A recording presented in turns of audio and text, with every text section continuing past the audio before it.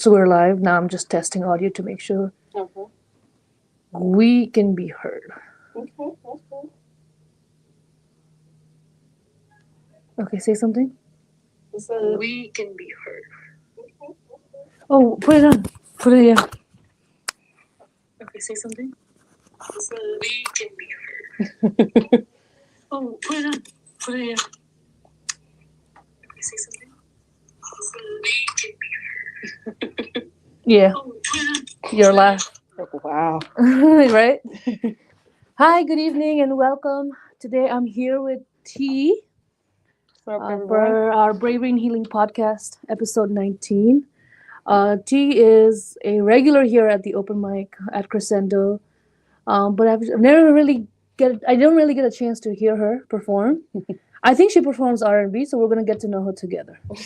Welcome to the podcast, T. How are you? I'm good. Thank you for having me. You're It's so nice to welcome. meet you. Nice to meet you as well. Nice to meet you as well.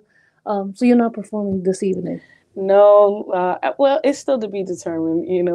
PR Songsmith has a way of persuading you to get up on stage. Who has? PR Songsmith, one of the MCs. Okay. So he's like, maybe you should do it. I was like, you know what, maybe I will. So it's to be determined at the moment. And it's that easy for you? Just you don't get worked up before stage, or because you have it in you for so long? It's a little. When I first did it, it was very nerve-wracking. I didn't know what to expect. I didn't know how I would be taken by the audience and everything. And it was just such a fun experience being up on a stage in front of people I'd never met, didn't know up until then, and just putting myself out there, putting on a whole nother persona. So yeah. And that was fun. It was a great time, great fun, and I've been coming here ever since. It's been about maybe a year and a half now. Yeah. So I want to get there, where it's like from the heart, right? Right. So you started a year and a half ago. Yeah, that I found them TML when I was at a festival, and they were saying, hey, if you want to come up on stage and share your talent and everything, and I did, and my friend persuaded me. He was like, go on up and do it. And I was like, you know what, I think I will, and I did. It just felt so liberating, just stop it, really having so much fun with everybody and just enjoying myself. Yeah. And when they say, we do this every Thursday in Virginia, and I was like, I think I'm gonna check that out. At the time, I worked in DC, so I was like, let me go check it out. It wasn't that bad. Yeah, it was so much fun, and it was just a great experience. Can you? Because I've been told that where you do it from your heart. Mm-hmm.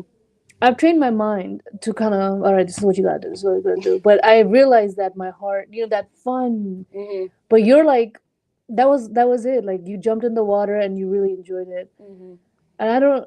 So before you even got up on stage, you used to practice or used to what? How did you? So growing up, I sang in the choir at my church. Gotcha. Okay. So I always would try to grab the mic or try to have some sort of solo moment. Yeah. But starting at a very early age in the church, you get comfortable being around people and singing or sharing your talents and everything. And before I really took being up on stage as a performer that seriously, I was a classical violinist for a long time. So music has always been in me, but I never thought how it would feel to express it to other people. And just taking that leap, and when I finally did it, it just felt really, really good.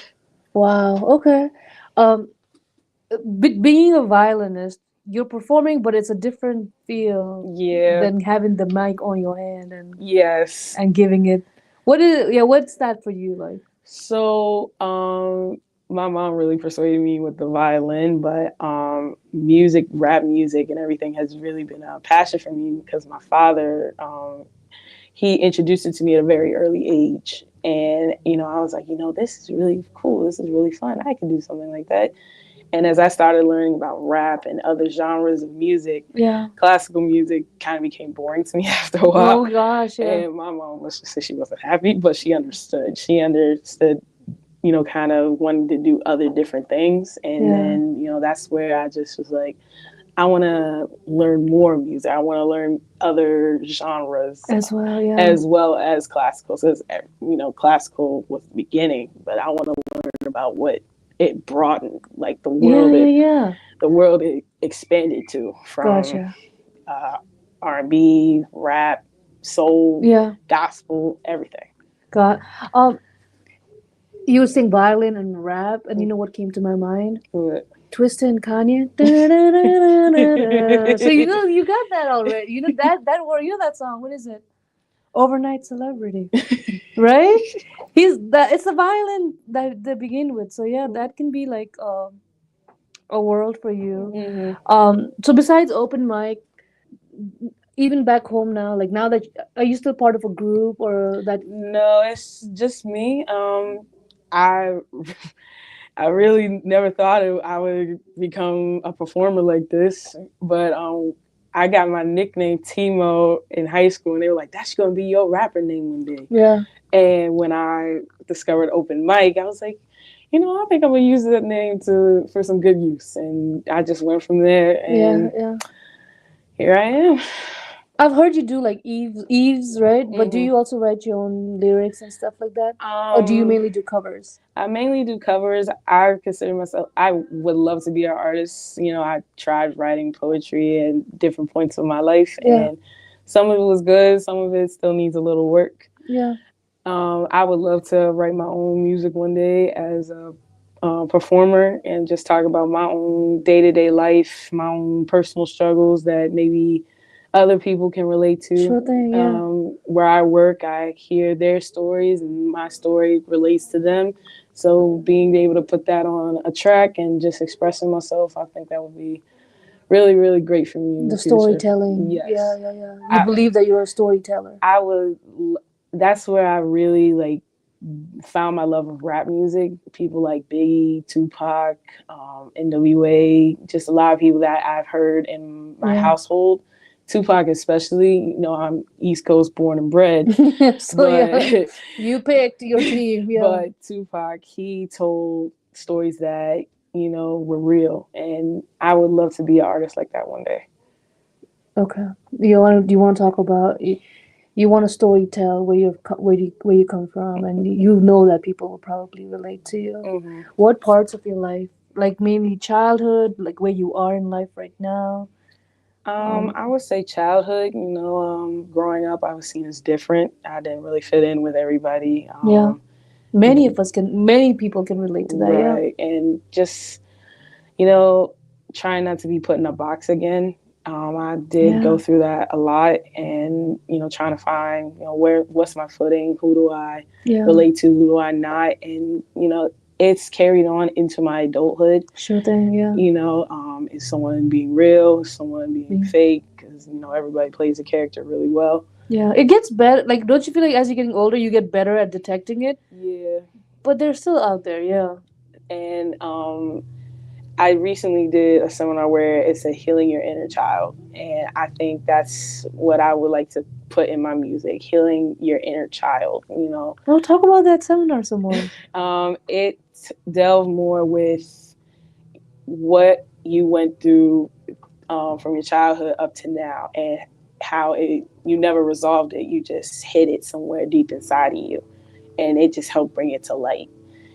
And talking about that, and bringing bullying and everything I've gone through in my life, from bullying, prejudice, everything, Yeah. bringing that to light, and really seeing like it really did shape me, and some ways good, some ways bad, Yeah. but just being able to say, it shaped me and it made me who I am today, and I'm ready to share that side of me. That, so the podcast is called Bravery and Healing. Mm-hmm. So you didn't know that when you were walking in, right? No. That's what's up. So it's probably on your way. You're on that path Thank of you. healing.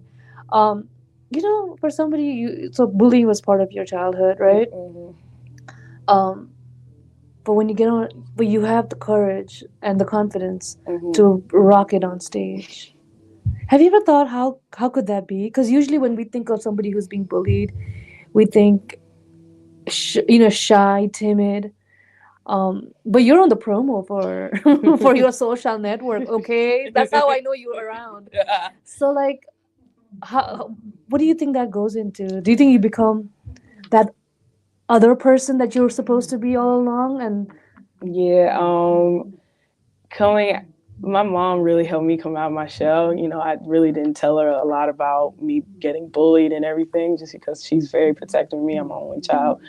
So, it would probably hurt mom's feeling. Yeah, yeah, that's a good. so That's nice of you. seeing her, help me come out of my shell and, be like, don't be afraid to be different. Don't be afraid to let the world see a whole nother side of Yeah, you yeah, that you may not show on a daily basis. yeah. And being able to do that, because when I first did my first performance and I told her, I was like, Mom, I'm really nervous. She was like, just act like you are just Does she in have a stage? Besides a music sport, but does she have stage experience and stuff? not stage experience like from a musical standpoint. She was a chef in her profession, so she was going around the world cooking for different people. So that was her stage. My That father, is a yeah. That is a stage. Yeah, yeah, yeah. my father surprisingly was a singer. I was actually surprised to know that, but he did a talent show, and that's where he shined his 15 minutes, and Yeah, yeah, he said he had a great time doing it, and just seeing my mom's confidence and he seeing where my father came from musically. I was like, yeah. I think I can do this. And then thinking about being on stage for recitals when I played the violin or anything, I was like, just think about those times and Yeah, you'll be all right. yeah. Um, who? So it's not your parents. Usually, like coming from an Asian culture, usually it's our parents who try to put us in a box. I don't know Mm-hmm. about other cultures, but who was trying to put you in a box, and what was the box like, or what was the box? The box was being smart is being stupid, being a weird. I was raised, because of what you look like in this world, they're going to see you as stupid. They're going to see you as dumb. They're going to see you as a slacker. And my mom said, I didn't raise no slacker. So I went in with the mentality of go in, get your work done, do what you got to do, and then go. Yeah. Everyone else around me was like, oh, that's stupid. That's dumb. Why are you working this hard? Oh, you were like a nerd Yeah, among a I bunch would of like definitely say I was a nerd. among like a bunch of cool kids. Yes. Cool kids. Yes. Yeah. The ones who thought doing nothing was cool or For uh, some reason, how come they look cool? Yeah, I see what you mean. Sitting in the back of the bus, being yes. yeah. How come they got to be the cool kids, right? Yeah. But it's And obviously the grind that's what matters, and you were grinding. absolutely. My mom came from a very poor background, so she really clawed her way from being, in that background to being a head chef at a culinary institute. To And like travel as a chef is pretty yeah, so badass. Yeah. I was like, you know what? It was hard, just trying to stay on your path without, people coming in and trying to distract you. Be like, oh, you don't have to do this, you don't have to do that. Yeah. Or, you try to fit in with the way you look, your clothes, the way you Oh act, God, I everything. hated middle school. Right? Is that what you're? Right? Yeah. Elementary, middle school, a little bit, a lot of my junior year of high school. So a lot of all of Yeah. that really did shape me, Yeah. especially growing up in excuse me, it's especially growing up in a area where um, they don't expect you to pass. My teachers, they really did expect me to fail most of the time, Okay. and some of them actually wanted me sign me up for failure. They were really pushing for my demise, but I came out and studied and did my best and came out on top. Yeah. Right. Right. Okay. You were one of the top performers in your. Honor roll. Stop it. Yeah. Yeah. Stayed on that A's and B's. Yeah. Yeah. Going to just making sure that I could come home and say I made my parents proud. That's what's up. That's Yeah. that was the main goal at the end of the day. Once I Yeah. got to that mindset of, it doesn't matter what others think around me. Yeah. Just think about you're making your parents proud. That's excellent parenting. Yeah. Because when we're teenagers, making our parents proud is like either you know about it and you do it, or you're embarrassed by it.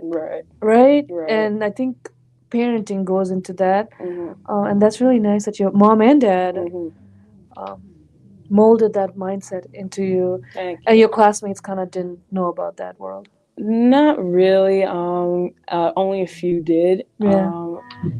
Some of them, got to spend time with my mother, and they were like, "Okay, so that's where you get that from." Yeah, that yeah. mentality, that mindset. And my mom is sick, chronically sick Right now, or so when I see her struggling and going through what she's going through, I'm like, I got to do what I have to do, so that way I can still put a smile on her face at the end of the day, whether it be in my schooling, in my job, in my day-to-day life. Yeah. So putting a smile on her face has become another goal of mine. So. Yeah, I bet you already do, right? Just being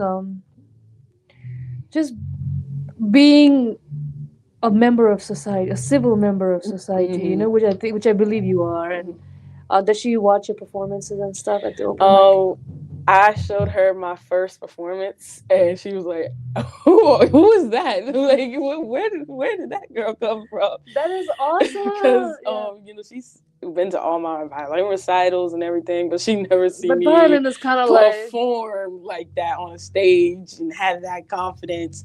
And she was like, "Where did this child come from?" And then she showed my family. They were like, "Who's this? Like, we never saw this growing up." Yeah. And I was like, it was just a time in my life where I said, I want to let that side out of me. And ever since then, give me some. It right? feels so good. This is so cool. That getting encouragement. Yeah, being this. I mean, what? So, who gave you the nickname Timo then? If you had, if because you were a nerdy kid, right?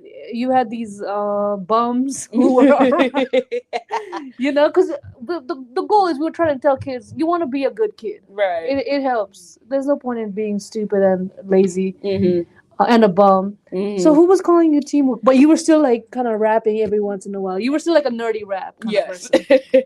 So funny thing, my freshman year of high school, when you're a freshman, your scene is, the new kids on the block.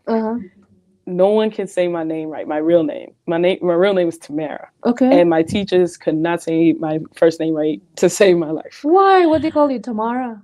Tamra. Tamara. I was like, please just call me T. Yeah. So one of the basketball players, he was like, surprised my last name was Moses. Everyone is very surprised my last name is Moses. Yes. So they were like, we're gonna call you Mo from now on. And then they said Timo, and then they pushed the two together. That's a cool name. I didn't think it was gonna stick, but the second day I went back to school, everyone was calling me that. Timo. And so it just stuck. And it was annoying at first, don't get me wrong, because I was getting called Timo by people I had never met before. Yeah. And after a while, it just became a persona. Yeah. It became. And she's cool and she's hip and she rocks it on that stage. Exactly. So I was like, you know what? I'm gonna keep this because they kept saying that's gonna be your rapper name. That's a great rapper name for you. No shit, yeah. And I was like, y'all funny. Y'all real funny for that. And then later on, I was like, got my rapper name. Yeah.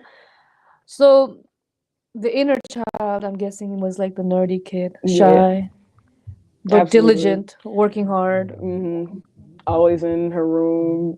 Reading a book or just doing something by herself. Right. Okay, like heavy introvert. Yes. And then this other person, Timo. Big extrovert. Big extrovert. Big right?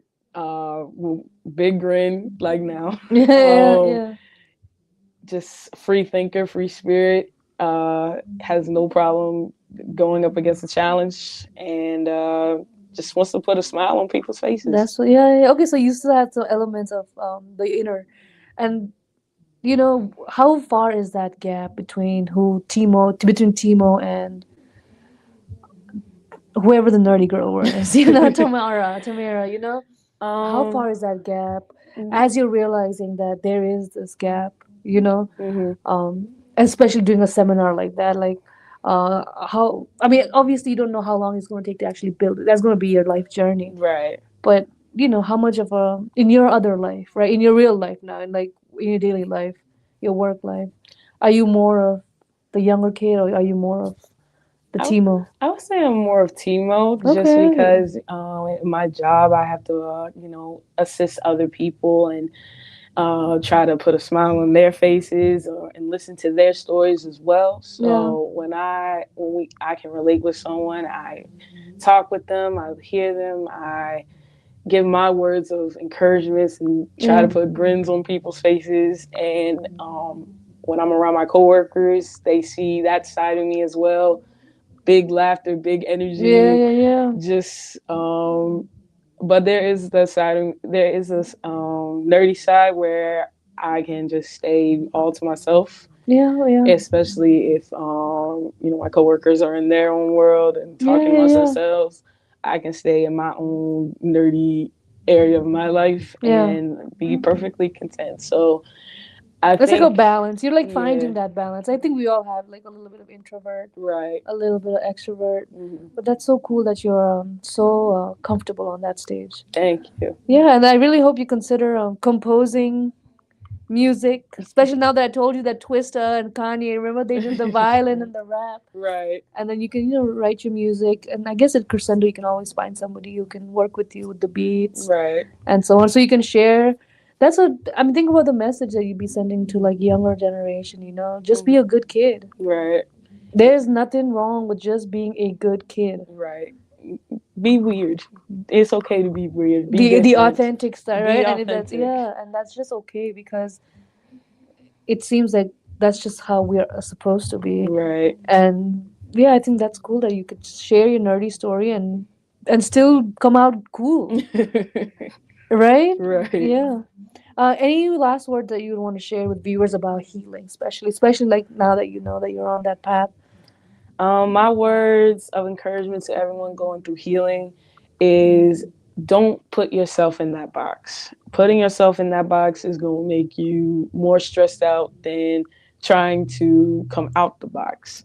Being put in that box is, hearing people's words, their comments, their torments, and just letting it just making you smaller and smaller and smaller until one day you finally say enough is enough. And when Right. you finally have that feeling of enough is enough and you let out whatever emotions was building up inside of you from being in that box, you are going to feel so much better. So be weird, be authentic, Right. be whoever you want to be, but don't ever let someone put you in a box. Wise words from Timo. And you may find her on Instagram. What's the Instagram again? You can find me on Black and I'm Proud 011402. I'm an old school person at heart, so I got that from a James Brown reference in case y'all didn't know, because my mama raised me like that. Uh But stay tuned. You never know what might happen next year. huh. Okay, there you go. That's a preview right there. Thank you so much. Thank Nice you. talking to you, Nice Timo. talking to you too. Thank you. Yeah.